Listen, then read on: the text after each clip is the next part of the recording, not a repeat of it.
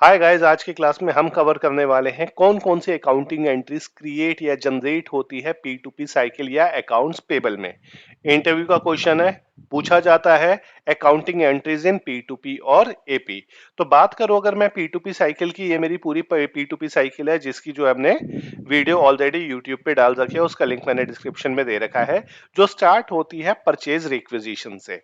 तो अगर मैं परचेज रिक्विजिशन की बात करूं, जो कि एक डॉक्यूमेंट होता है जो प्रोडक्शन वाले बनाते हैं और भेजते हैं ऑपरेशन डिपार्टमेंट को, तो क्वेश्चन यहां से पूछा जाता है आपसे, क्या परचेज रिक्विजिशन के टाइम पे जब परचेज रिक्विजिशन जनरेट होती है, कोई एंट्री जनरेट होती है, कोई अकाउंटिंग एंट्री जनरेट होती है? नहीं होती। आपको इंटरव्यूअर फंसाएगा, क्या परचेज रिक्विजिशन के टाइम पे कोई जनरल एंट्री क्रिएट होती है? नहीं होती। सेकंड देखो, उसके बाद आता है परचेज ऑर्डर। परचेज ऑर्डर क्या होता है? एग्रीमेंट होता है बायर और सेलर के बीच में, जिसे कौन बनाता है? बायर। इसके अंदर क्या क्या आता है? Quantity, price, bank details, GST number, pan number, सब कुछ आता है इसके अंदर। और एसएपी में टी कोड होता है ME21N, जहां से परचेज ऑर्डर बनाया जाता है। अगेन इंटरव्यू का क्वेश्चन, क्या परचेज ऑर्डर के टाइम पे कोई general entry, accounting entry create होती है? नहीं होती। एक बच्चे से पूछा गया था, एक कैंडिडेट से पूछा गया था इंटरव्यू में। जो फर्स्ट जनरल एंट्री क्रिएट होती है वो होती है जब मटेरियल रिसीव होता है कंपनी के अंदर। जब मटेरियल रिसीव होता है कंपनी के अंदर, स्टोर कीपर उसे काउंट करता है, उसे स्टोर करता है जहां भी रखना है। वो अपने सिस्टम पे बैठता है, एसएपी में लॉग इन करता है और एक टी कोड होता है, मीगो उसे रन करता है। वहां पे एंट्री क्रिएट होती है inventory account debit to GRIR account. GRIR का मतलब होता है गुड्स रिसीव्ड इनवॉइस रिसीव्ड।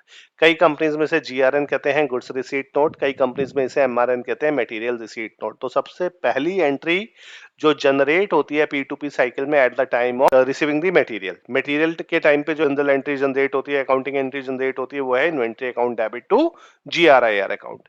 उसके बाद इनवॉइस प्रोसेसिंग का आता है कि ये इनवॉइस मेरे सामने आ गई, इसे हम प्रोसेस करते हैं। और इनवॉइस प्रोसेसिंग के टाइम पे जो जनरल एंट्री क्रिएट होती है वो है GRIR account debit to vendor account. यहाँ पे पेबल क्रिएट होता है। अगर आप पिछली एंट्री देखोगे, inventory account debit to GRIR, यहाँ पे GRIR क्रेडिट हुआ है।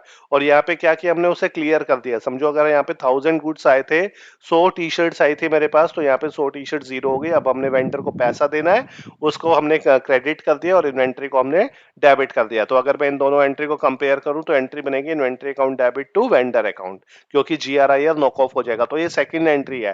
फर्स्ट मटेरियल रिसीव के टाइम पे inventory account debit to GRIR।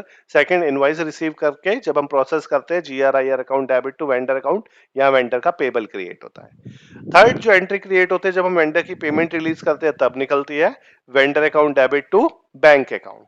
तो यहाँ पे क्या होता है, जो हमने वेंडर को पैसा देना है, अब हमने उसे पैसा दे दिया और बैंक हमारा क्रेडिट हो गया। तो अल्टीमेटली अगर मैं तीनों एंट्री को कंपेयर करूं तो यहाँ पे क्या हो गया? इन्वेंट्री डेबिट हो गया, हमने सामान जो खरीदा था वो डेबिट हो गया और बैंक मेरा क्रेडिट हो गया। तो ये तीन जनरल एंट्री जनरेट होती है P2P साइकिल या अकाउंट्स पेबल में। ठीक है, फर्स्ट एंट्री जब मटेरियल रिसीव करते हैं, inventory account debit to GRIR। Second entry जब हम इनवॉइस प्रोसेस करते हैं, GRIR account debit to vendor account. Third entry जब हम पेमेंट करते हैं, vendor account debit to bank account. I hope आपको सेशन अच्छा लगा होगा। इंटरव्यू क्वेश्चंस पूछे जाते हैं इसमें से, तो एक बार अच्छे से गो थ्रू कर लेना इसे। जल्दी मिलेंगे नेक्स्ट क्लास में।